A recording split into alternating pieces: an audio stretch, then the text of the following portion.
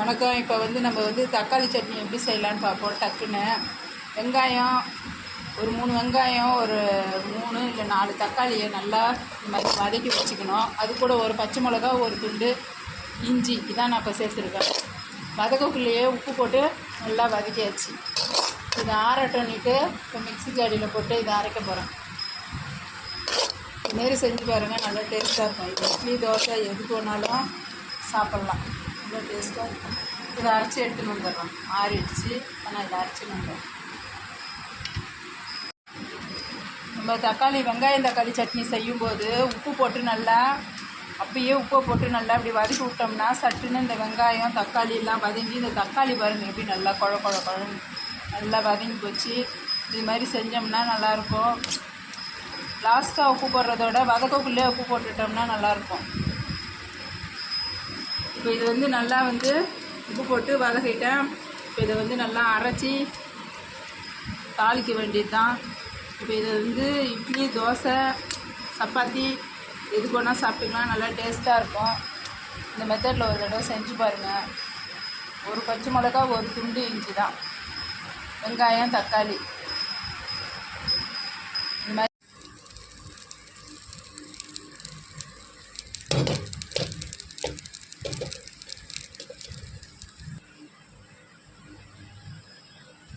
இப்போ மிக்சியில் போட்டு அரைச்சி எடுத்துன்னு வந்துட்டேன்.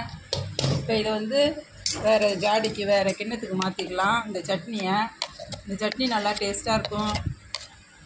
இட்லி, தோசைக்கு இன்னும் நல்லா சூப்பராக இருக்குது. சாப்பிட்டிங்கன்னா சப்பாத்திக்கும் நல்லாயிருக்கும். இதுமாரி செஞ்சு சாப்பிடுங்க.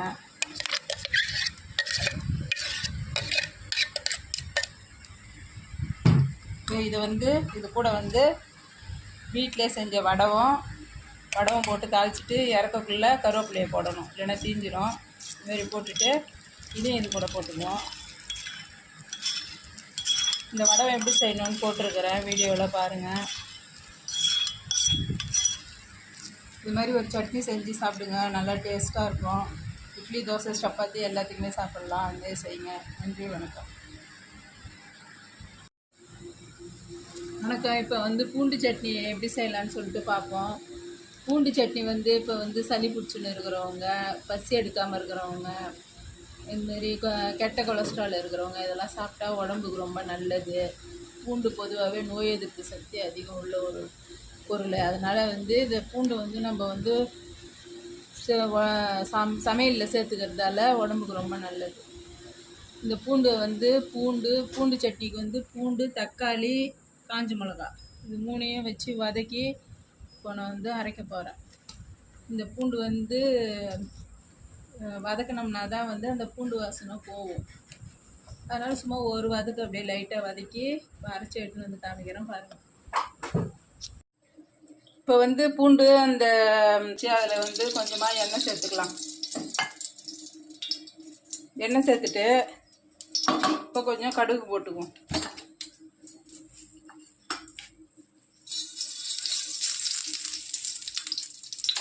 எண்ணெய் காஞ்சதும் கடுகு போட்டுருவோம்.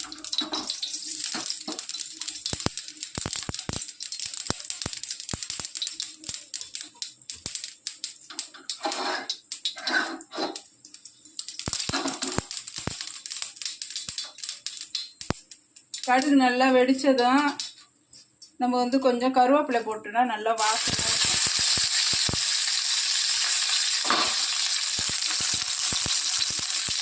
அதுக்கப்புறமா அரைச்சி வச்சுக்கணும் இல்லைங்களா இந்த சட்னியை அதில் ஊற்றி கொஞ்சம் அப்படியே ஒரு வதக்கணும். ஏன்னா இந்த பூண்டு சட்னி வரைக்கும் நம்ம வதக்கி சாப்பிட்றதுனால தான் வாசனை, அந்த பச்சை வாசனை போகும், இல்லைன்னா போவாது.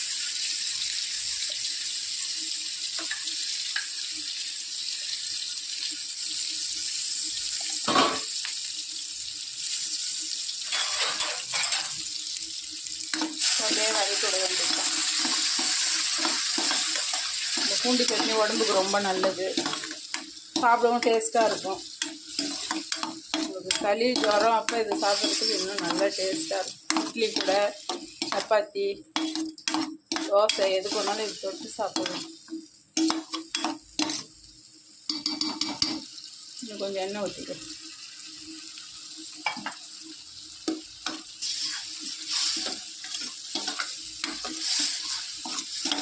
இதுமாரி செஞ்சு சாப்பிடுங்க, நல்லாயிருக்கும், உடம்புக்கும் நல்லது. நன்றி, வணக்கம். இப்போ வந்து வெங்காயம், தக்காளி, பச்சை மிளகாய் வதங்கினதை இப்போ நான் வந்து மிக்ஸி ஜாடியில் போட்டு அரைக்க போகிறேன். கொஞ்சமாக உப்பு வச்சுருக்கேன் இதில். இப்போ போட்டு இதை அரைச்சி எடுத்துன்னு வர போகிறேன்.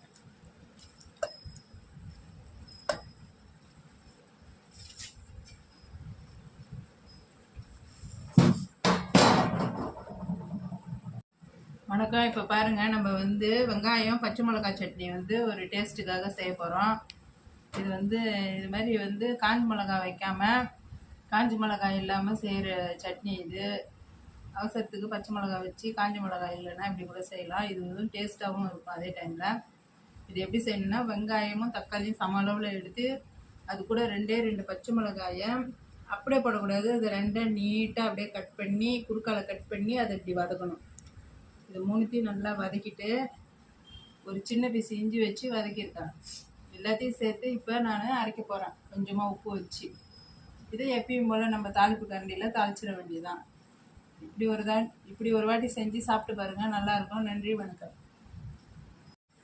பாருங்கள், சட்னி அரைச்சிட்டோம். அரைச்சதுக்கப்புறம் இப்போ நம்ம அதுக்கு ஒரு தாளிப்பு கொடுக்கணும். அதை பாருங்கள், நல்லா கடுகு போட்டு தாளித்து எடுத்துன்னு வந்துட்டேன்.